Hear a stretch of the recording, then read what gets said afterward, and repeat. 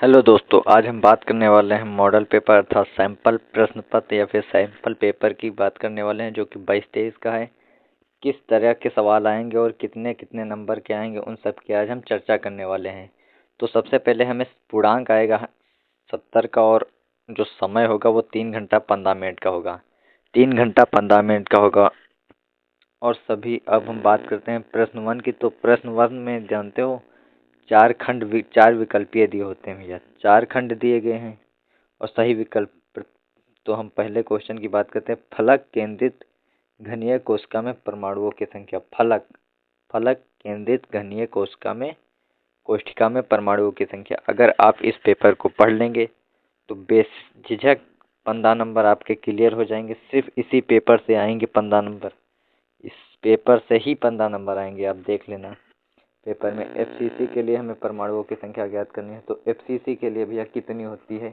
FCC ना कि SC. FCC के लिए भैया 4 होती है। तो 4 ऑप्शन हमारा सही हो जाएगा।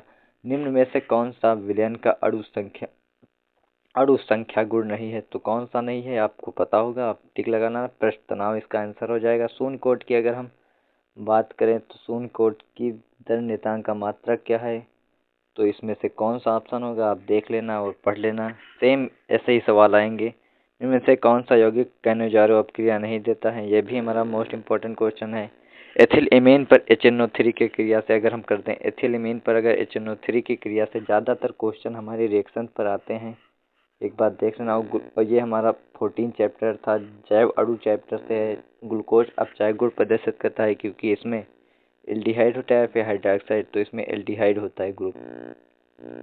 और प्रश्न 2 की बात करें तो पहला क्वेश्चन हमारे पहले चैप्टर का न्यूमेरिकल का है, और दूसरा हमारे दूसरे चैप्टर का क्वेश्चन है, और तीसरा भी हमारा तीसरे चैप्टर का न्यूमेरिकल है, और चौथा जो है 5वें चैप्टर का हार्डी-सुलज़ नियम। ये वेरी वेरी इंपॉर्टेंट है। ये हर बार आता रहता है और शायद 2024 में भी चांस है इसके आने के।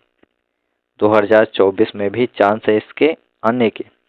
और अगर प्रश्न नंबर 3 की बात करें तो इसमें एससी के लिए संकुलन क्षमता। एससी मतलब सरल घनीय के लिए संकुलन क्षमता आपको ज्ञात करनी है।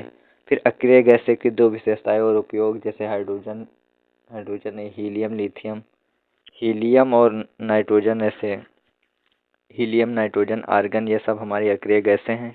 इनकी हमें विशेषताएं बतानी और इनके उपयोग, जो गुब्बारों को भरने में, यही सब है। और 2 नंबर आपके 100% आते रहते हैं आईपीएससी नेमिंग पर। 2 नंबर आपके 100% आते रहते हैं आईपीएससी नेमिंग पर, जो कि उपसंयोजन यौगिक का है। और फिर डीएनए आरएनए मतलब चैप्टर नंबर 14 जैव अणु का है। और फिर ये न्यूमेरिकल है।